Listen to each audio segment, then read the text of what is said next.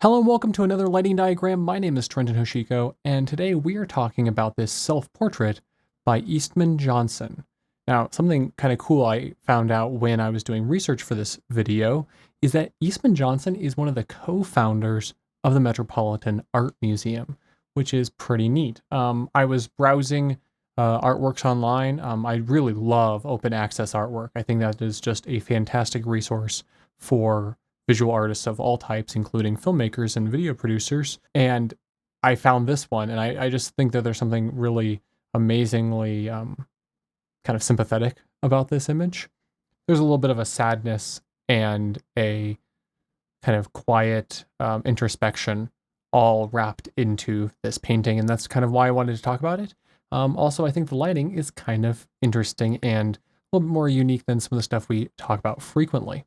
So if you've seen one of these before, you can probably guess this is the part where I tell you that I have a filmmaking template. It's available for free on my Patreon, patreon.com/TrentonHoshiko.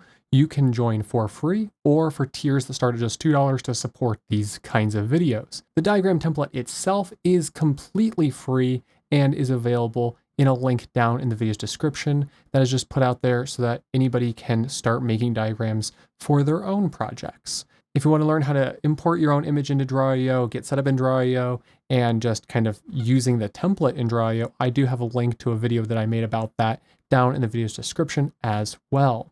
But with that all talked about already, let's start talking about this painting.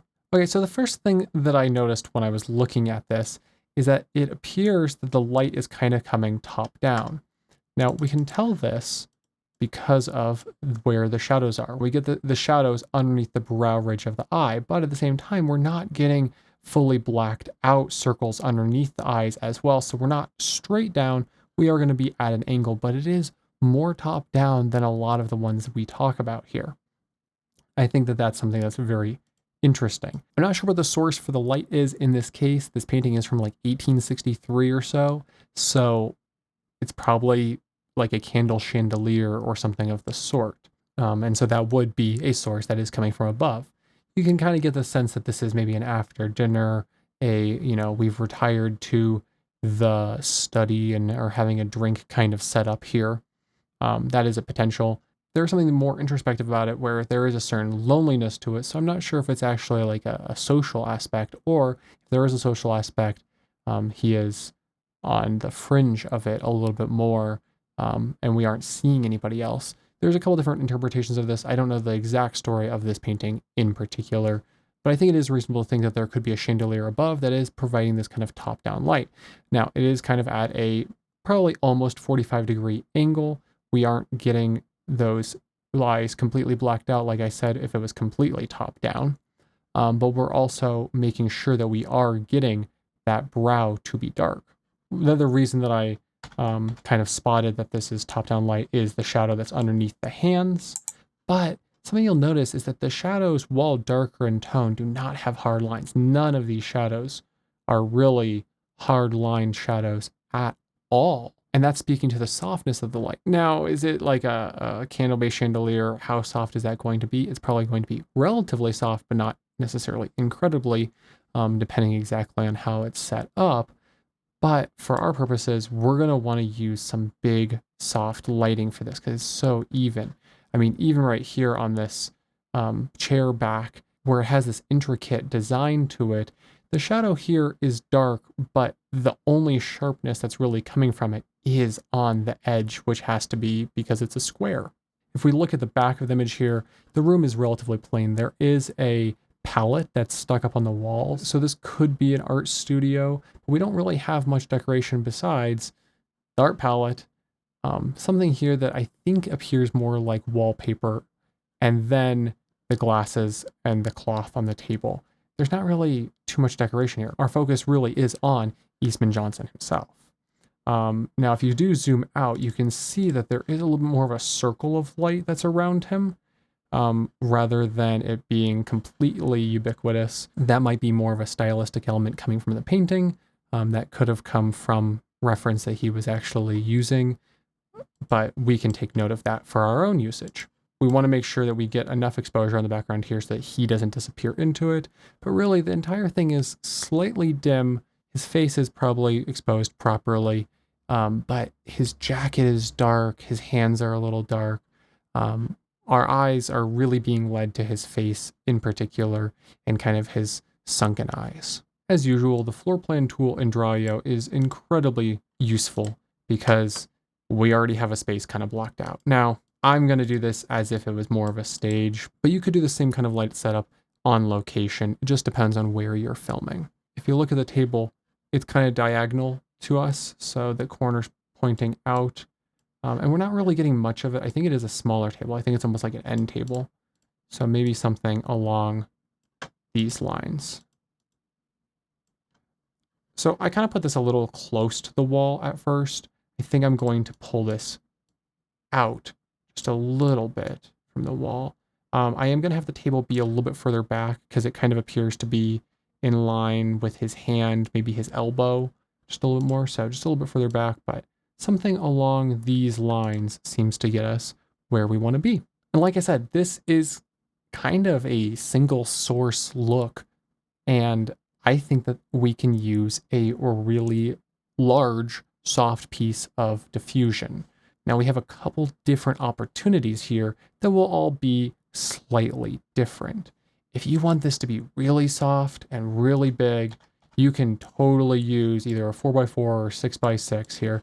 I probably wouldn't go bigger because it doesn't look like a window light, but you can use like a 4x4 or 6x6 to just get this really soft light, but you're going to want that to be up above your subject.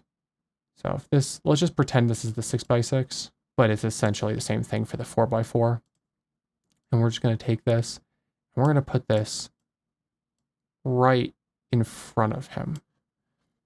And we want this pathway of the light to go far enough to hit the wall behind, but we don't want it to be brighter on the wall than anywhere else. We want his face to be the brightest thing, and it's almost as if, and I'm going to actually move this back a little bit, it's almost as if his hands are a similar distance away from him in his face as the wall. That might be just a manipulation of the light artistically through the medium of painting, but I'm going to move this back just a little bit so that we definitely get it on the wall, but it's not anything too powerful. Now, if you look at this, I have it going from frame left to frame right and creating that sort of brighter spot on the back wall. It's not exactly a highlight, but it is a little bit brighter than the rest of the space and the edges down here and whatnot. But it kind of actually goes off on the right side before we get back to any sort of like vignette or edge to that light. The same is not to be said for the left side here. That does get dark again. So I've kind of positioned this in a way so that it will go off frame on the right side and maybe not all the way off frame on the left side. And this is using a large 6x6 to diffuse something. Now let's put a lamp down here, make sure that we have that involved. And we are also making sure that the light pathway goes around to the edge of the chair because we can see the side of the chair behind him, sort of. And so we want to make sure that goes over there. But the back edge of the table, we're not getting much, if any, light on. And so then we're going to take our camera and we're going to place it. And so that gives us that kind of shot. If you kind of imagine how the camera would be seeing this, you're going to have fall off on the left side. You're not going to have any on the right side because of the angle of the light. But the thing I want to make clear here is that this is not some sort of spotlight look. Even if it's a single source, we're having it be diffused a lot. I mean, look at the shadows and how it wraps around his cheek right here. It does fall off when it gets to the back, like almost by his ear, but even still, it's softly a shadow. It's not some sort of dark hard shadow. This is not a spotlight look. And that's the difference that I saw when I looked at this painting originally. This is a much softer look to it. And I think that's part of what gives that sympathetic feeling. And we can also see the light reflections in the glass. They all appear to be coming from a kind of singular source off to the frame left. And so this is one good way to do this. Now, a 6x6 with, multiple stands and the lamp, that gets a little bit more expensive, but you get a lot of control because you can move that lamp back and forth. have some variation in your softness. You can get that 6x6 pretty high up.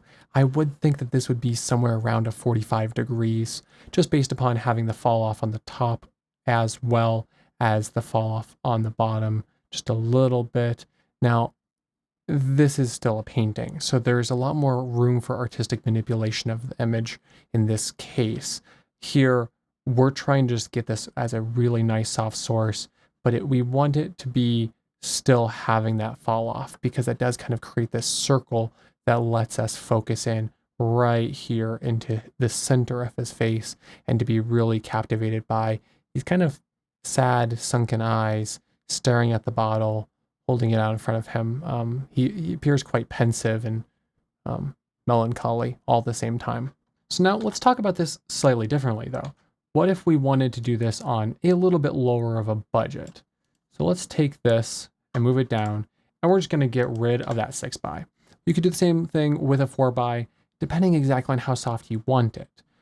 I would be tempted to say that this might be better recreated with a 4x than a 6x, but I love how soft that light is, so that's why I went with a 6x for this description. Now, if we're going to be talking about this in a little bit of a cheaper way, let's talk about using a lantern. Lanterns, like the aperture lantern, for example, are a really great way to get a kind of omnidirectional soft source, but they still have a little bit of shaping in terms of pushing the light forward, but they're also really, really soft, and you don't get an incredibly hard direction in any distinct way at all, way less than even a softbox, which is, once again, still softer than, no softbox, basically. So in this case, I would take this lantern and I'm going to move this up a little bit closer and a little bit more vertical. You could put this on a boom arm to get it right above, kind of right in this area. You could have it on a grid. You could just have it on a stand, depending on what your options are for, how you're filming. We're getting enough direction to still kind of push it outwards, but we are then just using one lamp and one lantern. They're a singular unit to work with, and you can just kind of set it up and go. So that would definitely be saving some money on the labor side as well as the gear side. I think the lantern is a good option here in particular because it's still so soft and so omnidirectional, because they get something like 180 degrees of light spread. I mean, that just is amazing. And that's what you kind of want if you're going to be getting this sort of really soft shadow transition. That's option 2. So option 3 here, we're not going to use a lantern, because let's say the lantern is about $100 and that's still a little bit too much for us, or we don't have a lantern, but we do have either a softbox or an octabox. I generally prefer octaboxes. I think their shape is really natural looking, especially for catch lights, but I'm going to replace that lantern with an octabox. Maybe something large, something like the Godot 37-inch that I've talked about on the channel before. You could go a little bit bigger, you could go a little bit smaller, you could go with a square softbox, but for now I'm going to be using the octabox that is about 37 inches. Now that still gives us a really large soft source. That is much closer to a 4x4 that we talked about as an alternative to the 6x6. Now, it will be more directional than the lantern because it doesn't have the same kind of bulbous globular shape that the lantern does. So you have a little bit of a trade-off. You have softer in terms of kind of large source diffusion, but you're not getting it to be as omnidirectional as you could in this way. But that tool is almost a third of the cost of the lantern. So if we're talking about different budget ranges and different opportunities here, if you can sacrifice some of the omnidirectional aspect for using the softbox and having it be a little more directional but still really soft, you could hang these in the same position, even right here, about 45 degrees right above, coming down, and we are going to get a very similar look. This might be a little bit more constrained than the lantern option, just in terms of it having kind of the walls that help guide the light just a little bit and not have it spill everywhere. Now, at the same time, depending on what lamp you're using and depending on the exact scene that you have, you might still want to have extra light. And so that could look like, in either of these cases, actually just having a lantern that's coming kind of from this key side and having it be just supplementing a little bit and erasing that exposure. We do have a little bit more of a shadow on the right side of our frame here than we do on the left side. It is very subtle, but you could use that lantern to just raise your base exposure if you really need it. I would say that that's an option for actually all three of these, just coming kind of from that key side and helping wrap the light just a little bit more, raising our base exposure. And those lanterns could also be space lights, depending exactly on if you have a grid or if you have more of a budget or whatnot. But we're talking about the ideas of how we can get this type of lighting set up. So I do think it is possible to get this look with just the octabox or just the lantern or just the 6x6. I think the additional lantern to kind of act as a space light really does help give you a little more flexibility and control over your overall lighting, but is not 100% necessary. And if you're on a budget, you could probably get a look that's similar to this with just an octabox. So we don't necessarily need that lantern, but it's always good to have an option. And so that would be kind of at most here having 2 lamps and 2 modifiers for each of these setups. We don't really have a hair light or anything on the back of the head here, so we don't really want to bring any light in from the right side if we're trying to recreate this look in particular. The separation is instead that circle of light that's on the back wall there that's creating separation from the hair. But all of it is just so wonderfully soft, and I think that it, like I've said a couple times, speaks to this like sympathy and sadness that really is being conveyed in this painting. Clearly, he's not feeling his best, but I think this is a really wonderful example of a softer light portrait painting. Usually, I think what we talk about here is very much more on the side of harder light, or harder light that's being passed through a curtain or something like that, coming from a window in particular. Here, I don't get that feeling pretty much at all. It's much more of this evening time, candle lit, chandelier top down kind of light. And I think this is a gorgeous representation of how you could think about lighting a soft light portrait scene. And so that wraps us up for today's lighting diagram. Thank you so much for watching. If you want to get my template tools that you can see here at the top, I have a link down in the video description. The template is completely free. While you are there on my Patreon, if you want to join for free, please do. You'll get notifications when I release new videos. If you want to support these kinds of videos, tiers start at just $2, and I really appreciate everybody who's been supporting me there. That makes making these even more rewarding.